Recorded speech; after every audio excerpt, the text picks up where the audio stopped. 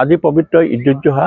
এই উপলক্ষে নামটি এলেকাৰ 4টা সুন্নত জামাত লগ হৈ নামটি চাৰিআলি কেন্দ্ৰীয় ঈদগাহ ময়দানত আজি ঈদ-উজ-জোহাৰ নামাজ সম্পন্ন কৰা হয়। এই নামাজৰ জৰিয়তে বিশ্ব শান্তি ভাতৃত্ববোধৰ প্ৰতি দুৱা ৰখা হয় আৰু বৰ্তমান দেশৰ পৰিস্থিতিৰ পৰিপ্ৰেক্ষিতত এই ঈদ-উজ-জোহাত আমাৰ কুৰবানী সম্পন্ন কৰা হয়। এই কুৰবানীত চৰকাৰী নিৰ্দেশনাসমূহ মানি যাতে কুৰবানী সম্পন্ন কৰা হয় তাৰ বাবে ঈদগাহ পৰিচালনা সমিতিৰ তৰফৰ পৰা ঈদগাহৰ নামাজত যিসকল উপস্থিত আছে সমূহ জনসাধাৰণক এই বিষয়ে অৱগত কৰি যাতে শান্তি সম্প্ৰীতি অটুট ৰাখে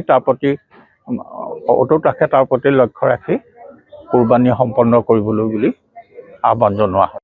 আজি প্ৰতিকূল বতৰৰ প্ৰতি লক্ষ্য ৰাখিও হাজাৰ হাজাৰ মানুহ আমাৰ ঈদগাহত নামাজ পঢ়িবৰ বাবে গোট খায় আৰু নামাজ সম্পন্ন কৰে।